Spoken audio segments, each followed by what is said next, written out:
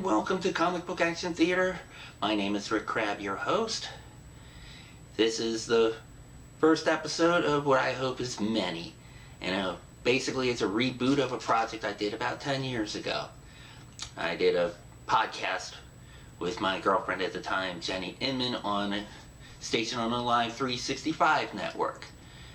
And what we were able to do on this show was basically post stories from my childhood that I collected from Power Records, also a few things other similar stories I found on the internet from Power, also from old time radio, that kind of thing. And what I'd like to do is share those stories with you, as well as interview some people in comics and other fields of entertainment that I think will be interesting. I have one interview lined up, probably be on our next episode. But right now, I want to share the first of two stories. This particular one will feature the Fantastic Four and their origin, from a story done by Power Records, which was originally a record and comic book set that was sold in the 70s that allowed you to listen to the record as well as read the comic book. Now, some of these stories I'll post on here have scans of the comic books themselves that allow you to read them as you're listening to the story. I'm going to do that with a few stories. I'll do that as many times as I can, some stories I won't be able to, such as some of the old-time radio stories I'll be playing late on future episodes. But anyway, without further ado, here is the Fantastic Four and the way it began, right here on Comic Book Action Theater. Power Records presents The Fantastic Four, The Way It Began. What is a nightmare? The dictionary tells us it is a terrifying dream, a nightmare. That is what Benjamin J. Grimm enters as he sees Susie, murdered by Dr. Doom. Ben, my darling, what is it? What's wrong? Alicia, baby, you don't want to know. But I got me some business to take care of fast. Turn around, Doom. I want you to see what's gonna happen to you. For what you did to Susie. When Brother Benji gets through with you, you'll... Yow! It ain't possible. I went right through him. Right. Now Doc Doom's fading away, like a bad TV picture. And Sue's already long gone. What in blazes? I thought you'd already have guessed by now, Ben. What? Who? Now, you really disappoint me, old friend. I should think you would have caught on by now. Reed! What's with you, Stretcho? What's up? You see, Ben, you accidentally interrupted a very serious scientific experiment. What kind? You trying to see what it takes to scare me to death? Hardly. This is the new improved version of my thought projector helmet. I had to test its power by concentrating on the most repulsive scene I could imagine. So you thought of Doc Doom killing Susie, huh? Looks like some other interested parties are about to arrive. Hey, Ben, what's the buzz anyhow? I heard shouting and a crash. You couldn't have taken the long way around. Uh-oh. Here come your real better half, Stretcho. And it looks like she's on the warpath. Johnny Storm, you flame off and come down here this minute. If I were you, kid, I'd listen to the lady. I'm not you, Reed, but here I come. What do you think you're doing? But sis, I was only... And don't you talk back to me. You tell him, boss lady. Now be fair, honey. Johnny didn't mean anything. After all, he just thought someone was in danger and he was eager to help, so... Now, why are you looking at me like that? Because it's already 1 p.m., Mr. Reed Richards, and we have an appointment. Oh, no. I forgot. Alicia, baby, about our getting married and all. I've been thinking maybe we should get to know each other a little better first. If Alicia's got half the smarts I think she does, Granite Puss, she'll be the one who'll do the waiting, like for about 100 years. Why, you wet-nosed, walking weenie roast, I'll... You're what, big boy? Yow! That ain't cute, buddy boy. And neither is what's gonna happen to you. Johnny, Ben, cut it out. Tell him to quit, leader man. No, on second thought, I'll tell him myself. Like this. Hey, what the devil? Look out, Stretcho. We're gonna... Ah! No, don't! Stop it, both of you. Stop right now. What's gotten into you? Sue, we didn't mean... We just got carried away. Don't blame them, Sue. We've all been under such a strain lately. I think all this togetherness is starting to get on everybody's nerves. What are you trying to say, darling? Just this, that maybe it's time we all had a vacation from each other for a while. Come on, honey. We'll talk about it. Of course, Reed, darling. Sheesh. Did you see all that mush stuff, Alicia? Oops. I could cut my tongue out, baby. I shouldn't have said see. It's just that, well, you get around so good and all, sometimes I almost forget that you're... Blind? I wish I could. But you mustn't feel sorry for me. Yeah, come on. I'll walk you home. Ben, dear, once in a while a girl wants to be alone. I let myself out. Nuts! Now what's wrong, Gruesome? Just this, Sonny. Okay, so what was all that about? Just a little demonstration, kiddo. I'm the thing, ain't I? Biggest, strongest bozo this side of the Hulk, right? But what good's it do me if I can't make Alicia see again? What's a brat like you know about love anyhow? What do I... Well, now, that really tears it. You big lump, I'm getting fed up. Who cares? I'm leaving. I've had enough insults. Hey, wait! Johnny, where are you going, son? Someplace where I'm treated like a man, not just a kid with an all-over hotfoot. And don't call me son. Sue, I'm worried about your brother. He hasn't been himself. I know it's true. I wonder why. Some swinging superhero I am. The closest thing I got to a friend in the world outside of Reed, and I gotta shoot off my mouth and send him packing. Still, as long as I'm alone and all, maybe I need me a little distraction, like this thought projector gizmo of Reed's. Hey, what do you know? It fits. Goody. Let's see now. I'll douse the lights first, then just to test it out, I'll think the most repulsive thing I can, the most revolting thing I can think of, is me. Hey, that's me. When I first turned into the thing, way back when. And here I am today. Maybe I ain't as lumpy, but I'm still just a thing. Say, what? That's me too. The Ben Grimm I used to be before. Yeah, before. Funny, but I got this sudden urge to see the way it was. The way the so-called Fantastic Four got its start. Let's see now. First thing I can remember is an evening several years back. The four of us was together even then. Yeah, I can see it. I can see it plain as day. Then you want no part of my plan, Ben? What plan? Some harebrained scheme to beat the rest of the world into space? Count me out. You know better than I do. The shields on that ship you helped build ain't enough to keep out cosmic rays. We just get ourselves killed. You want to be the big man? You pilot the ship. Yeah, that's how it was, all right. At least, what I remember is happening. Ben, you know we've got to take the chance. Do you want some foreign power to beat America to the moon? Let 'em.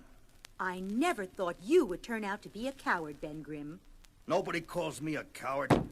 Show me that ship. I'll fly her, no matter what happens.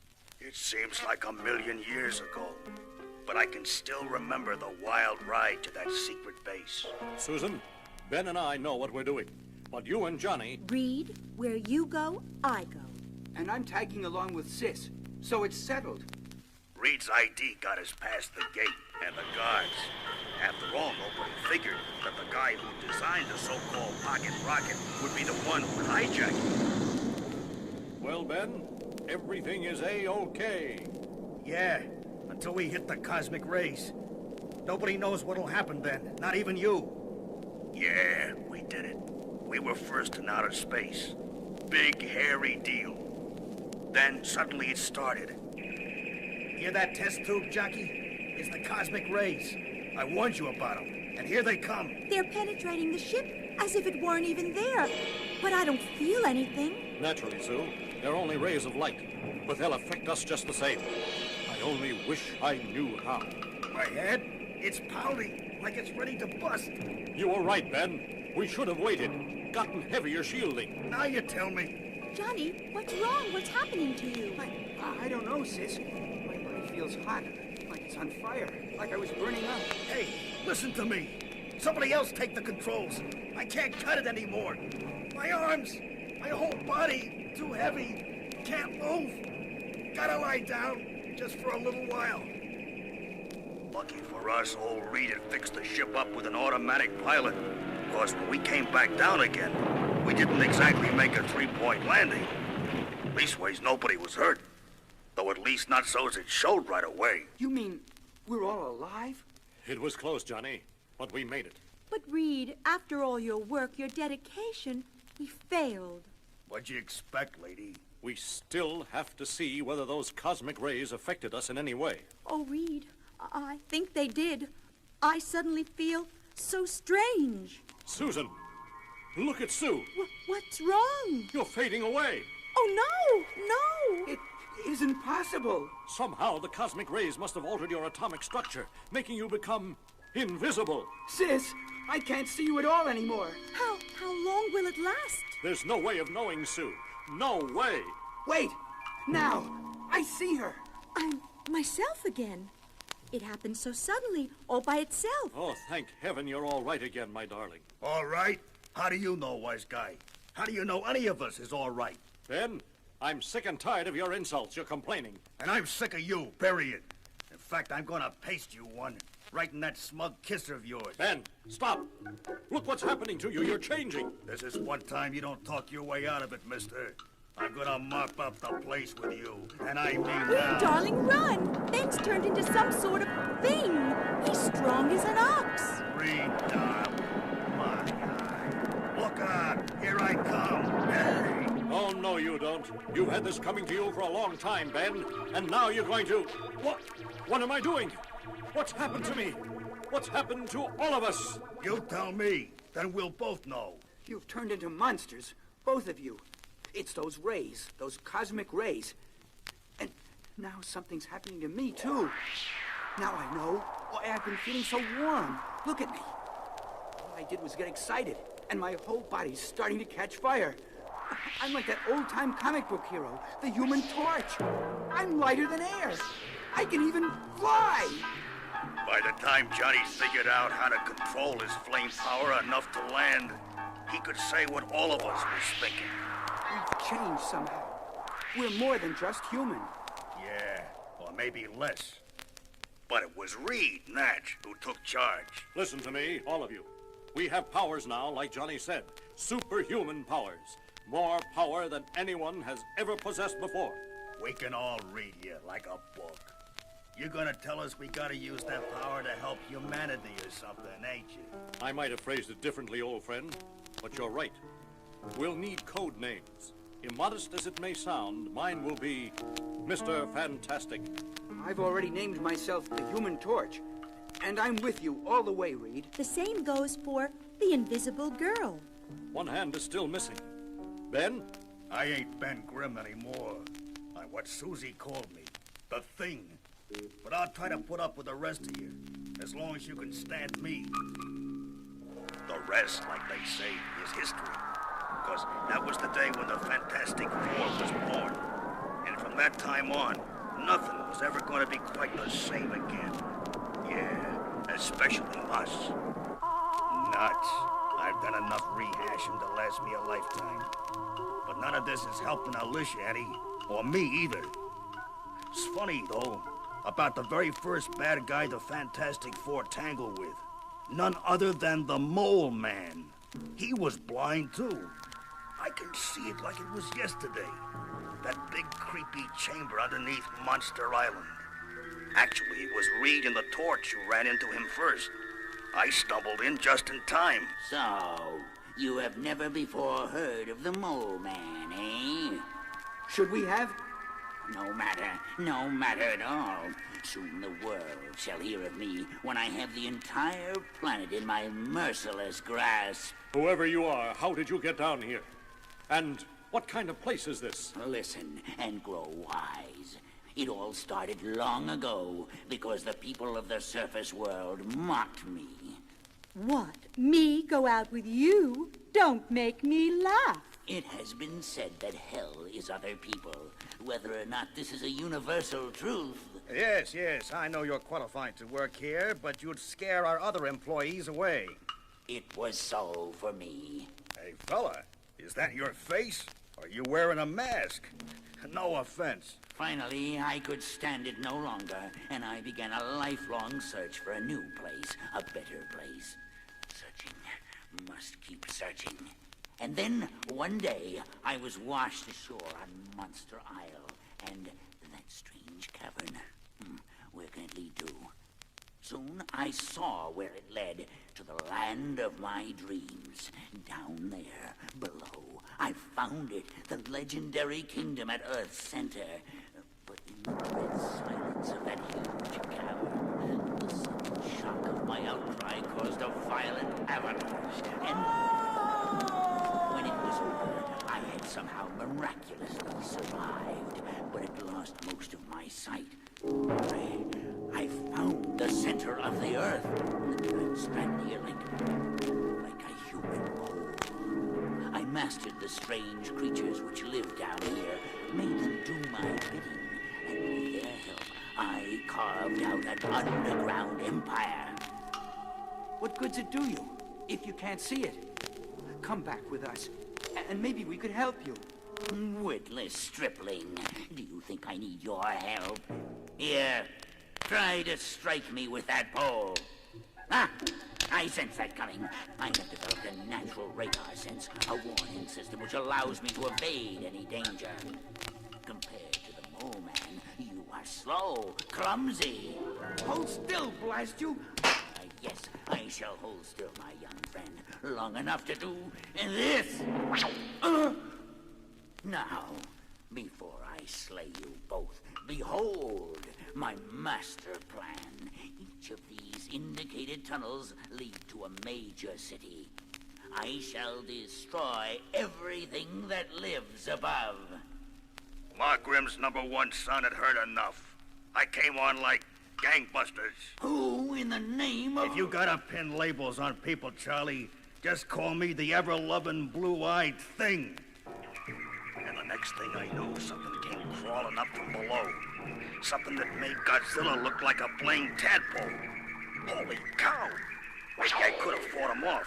But when the rest of the crew came, bounding at us, like rejects from Creature Features, we decided to take it on the lam. After which Johnny let fly with a fire blast that buried the whole kit and caboodle. By rights, that should have been the last we saw of Moley. But he's popped up a dozen times since then. And the last time was the worst of them all. I remember old Stretch had bought us this weirdo house that was just sitting out in the middle of the woods. And no wonder it was. It was bait. The big fat worm on the end of the Mole Man's hook. He nearly wasted us that time, too. The whole house gave off some kind of rays that made us all blind. This is the moment I have prayed for, planned for, since first you four foiled my best laid schemes. Sue, where are you, darling? I can't see. None of us can read. That was probably the Fantastic Four's greatest fight yet.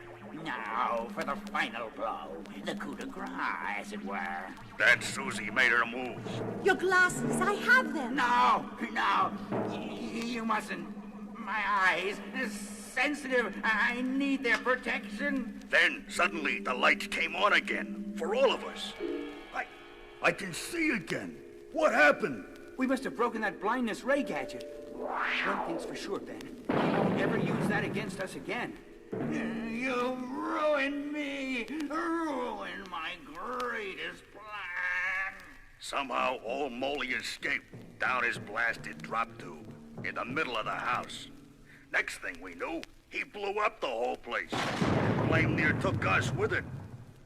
Guess he's back in that place he calls Subterranea now. And he can have it. Jeez. I've been carrying on a regular talk show with myself, and I don't know why. It's like I've been trying to tell myself something. Make myself notice something I missed before. Well, maybe I'm blind myself, but I sure don't... Blind? Sure, that's it. Why didn't I think of it before? All those powers of Moley's, enough to make us all blind, then cure us again. A guy with powers like that might be able to help Alicia see again. And if he does, I'll make him use them to help her. Or I'll pull his two-bit kingdom down around his ears. What's more, I know how to reach him. Through what's left of that nutty house of his. You're just the man I want to see, mister. Our Lilton landlord. Evict any poor widows lately, Collins? Don't try to soft-soap me, you misshapen savage. I know you caused the tremor that just shook the whole building, and I'm warning you. No, buddy boy. I'm warning you. Keep out of my way. Wait! Let me down, and we'll discuss this like civilized men. Oh, me? I'm just a misshapen savage, remember? Besides, I got me a date at the center of the earth. Tell the gang I'll be home for supper with a guest, or else I won't be home at all. Good luck. Who knows what will happen at the center of the earth? But whatever it is, the Fantastic Four will face it together. And welcome back to Comic Book Action Theater. You've just seen the Fantastic Four and the way it began. Now, in the first portion of this video, you may have seen this little sidekick creep into my shot. And since she gets a lot more likes on my Facebook feed than I do, I'll incorporate her in myself. Her name is Raven, and right now she's trying to help me edit. Or hinder my efforts in editing, I don't know. But anyway, let's move on to our second story. Is another origin story with the origin of the character Man-Bat in Robin Meets the Man-Bat, here on Comic Book Action Theater. It is 3 a.m. at the Gotham First National Bank, and the clicking noises you hear are the tumblers of a lock, magnified many times by intricate amplification equipment. That's a boy, Mitch. You're doing fine. We're almost home. The lock belongs to First National's maximum security walk-in vault, but to 3 highly specialized bank robbers, no security seems to be maximum enough. Hey, that does it. She's ready to open. All the other alarms have been shut off. Help me pull the door. All that money. A Federal Reserve deposit of millions waiting for us just on the other side of that door. Jeez, Mitch, this thing is 2 feet thick. Okay, I'm helping. Almost. Just a little more. Good evening, gentlemen. We're glad you could drop by. Batman! Don't you fellas know it's polite to knock first? And Robin! They were waiting inside! No, it isn't fair. How can they know? Every crook makes at least one mistake, Trench, and your gang is no exception. Your mistake was falling for the phony news item Batman planted about a huge Federal Reserve deposit in this branch. Hey, what are we running here, a debate? Let's plug them! They're on top of us already! Robin and I prefer a fight without guns, and we expect the same from you. Batman, look out! The third crook has another gun? Not a gun, Boy Wonder. Something far more useful. The bank robber flips a switch on the strange circuit-studded gadget in his hand, and at once the air is filled with a piercing, ear-splitting sound. My ears! Oh, me too, Robin. I can't even think straight. That's the whole idea behind our sonic disruptor, Batman. A few more seconds of this, and you and a punk will be on the floor in agony. Yeah, while we stand back and enjoy the show, thanks to the special high-frequency earplugs the 3 of us are wearing. Oh, covering my ears as tight as I can. It doesn't help. Hold on as long as you can, Robin. Fight it. Yet not even the dynamic duo can withstand the terrible onslaught of sound for long. And as they drop to their knees... Seeing this was worth getting beat up for! From every direction, the nightmarish screeching sound seems to surround them, until the bank robbers look up to see a frightening form circling above their heads. A creature the size of a man, with the unmistakable ears and leathery wings of a bat. What is it? It's the most horrible thing I've ever seen. Sonic disruptor doesn't even phase it. I'm getting out of here. Me too! Wait for me! In the frenzied confusion, the sonic disruptor falls, and its ear-splitting drone ceases at once, as the cowled Crusader and the Boy Wonder look up to see... Batman! That thing! It's going after the bank robbers! I know, Robin. Hey! Put me down! It's got me in its claws! Look out! He's dropping you on top of him! Do you believe this? It slammed 2 of them together. Now it's pulling the 3rd crook into the air. Help! Help! And knocking him senseless into the side of the wall. What a show! The creature's flying away, Batman. Let's go after it. No, Robin. The least we can do in gratitude for its help is to leave Man-Bat in peace. Man-Bat? You know this guy? Monster, whatever he is? Yes, and I know he must be in great pain right now. That's why he flew off. I don't understand. Like a true bat, Man-Bat's hearing is ultra-sensitive to even the minutest sounds. If you think that sonic disruptor was rough on us, I'd hate to imagine how it must have felt to him. He must be a very brave man. He is a man, isn't he? Robin, I think it's time you heard the full story of my friend Kirk Langstrom. Kirk Langstrom, the eminent nocturnal mammal expert, had long been a fan of mine and a supporter for everything the name Batman stood for.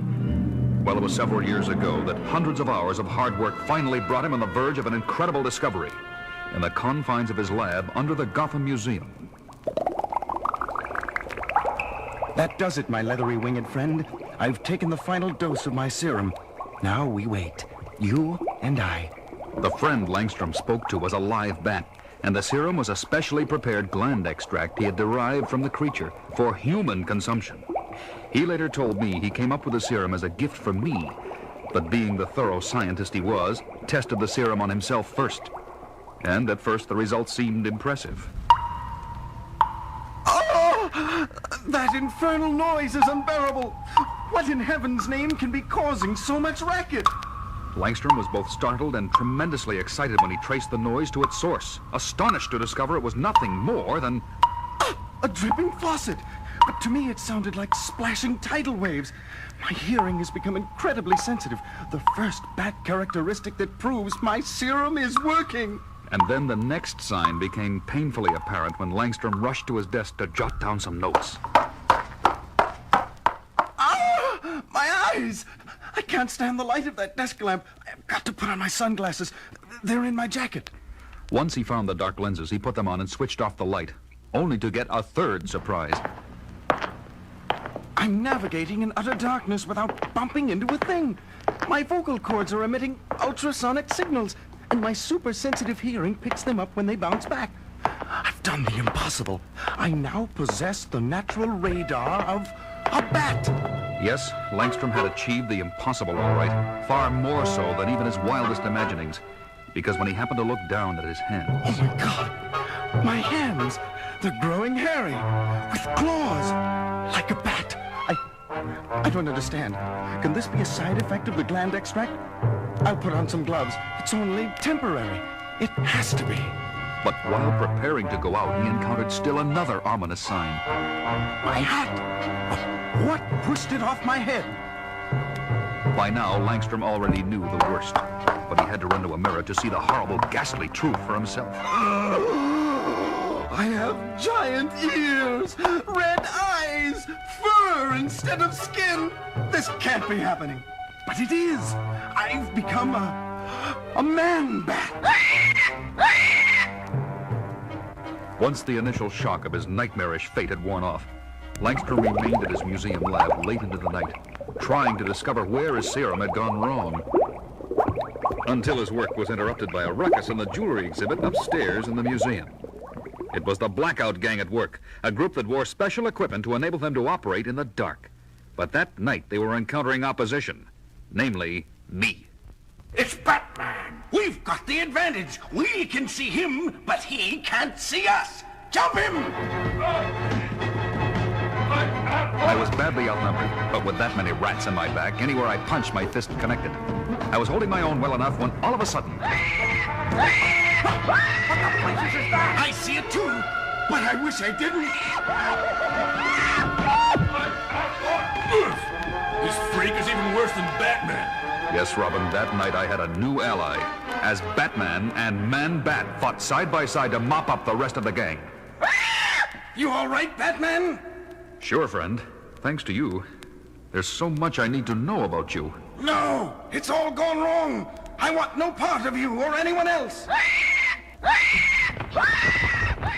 Don't go! Come back! Let me try to help you! He flew off into the night, and it wasn't until months later that I learned that he was really Kirk Langstrom, and that his once noble mind had become dangerously unstable as a result of the serum. That's some story, Batman. Did it ever have a happy ending? Finally, after several months, I was able to catch up with him and administer the chemical antidote that turned Langstrom back to his human form. Everyone had high hopes for his recovery, especially when Langstrom decided to marry his fiancée, Francine, soon after that. And then what happened? They married, but by that time, Langstrom had relapsed into Man-Bat again. And he persuaded poor Francine to take the gland extract so that she, too, became a bat. It was his way of getting her to prove her love for him. Man, those two have been through a lot. And I thought the worst was behind them, until tonight. Poor Langstrom must have suffered another... You took my Man-Bat away! And for that, you must die! Look out! Langstrom's back, but he's not making sense. Wait a minute, Robin. I think I understand. This isn't Langstrom! Good grief! The thing has swooped up Batman! The fearsome creature of the night and the caped crime fighter locked themselves in furious and frenzied combat over Robin's head. I've got to do something. I know. My utility belt. Quickly, the Teen Wonder extracts a certain capsule and hurls it upward into the fray, where it breaks open in the face of Batman's monstrous opponent. Good thinking, Robin. That sneezing powder ought to give me the advantage I need. But just as Batman wrenches himself loose from the suffering creature, still another inhuman sound tears through the air. And as Batman agilely lands on the floor... Oh my gosh! Now there are two of them! The Man-Bats are fighting! No, they're not. The second one is trying to calm down the first, and he needs help. The masked manhunter extracts a bat rope and a batarang from his utility belt, and with skills and reflexes honed to absolute perfection, he flings the batarang upward. Right on, Batman! Your bat line is wrapping itself around both of them, binding them together. Now they can't use their wings. And without their wings... Man-Bats don't fly. But when the dynamic duo runs up to the grounded inhuman pair... Look, Batman! The bigger one's got something in his hand. They're two hypodermic needles. Now I know what to do. And Batman does it, wasting no time and injecting each creature with one of the hypodermics. Oh, they're changing, losing their wings, becoming human again, becoming a man and a woman. Oh, Kirk, I'm so sorry. I lost control of myself. To think I would try and kill Batman. It's okay, honey. It was the serum warping your mind. You didn't know. What happened, Kirk? It's all a misunderstanding, Batman. I was long overdue from an expedition in South America, and poor Francine was worrying about me here at home. Yesterday I was rummaging through Kirk's lab, very depressed, and I was so despondent I mistook the bat extract serum for my own drink. The next thing I knew, I was a bat. Once the serum affected her mind, Francine became wildly insane. And when I finally got home this morning, I found frantic scrawls drawn all over the walls, blaming you, Batman, for my disappearance. I get it. So you took a dose of this serum yourself, figuring the only way to stop a Man-Bat is with another Man-Bat. That's right. But when I finally located you two a few hours ago, you were up against that terrible sonic disruptor. So I gave you a helping hand with those bank robbers. I'll say you did. That must have been murder on your bat ears. And while Kirk took some time to recover, Francine caught up with us and attacked. Batman, can you ever forgive me? I already have, Francine. Well, I may never forgive you, Batman. Not unless you get around to introducing me to your friends. Sorry, Robin. Kirk, Francine, I'd like you to meet my protege and junior partner.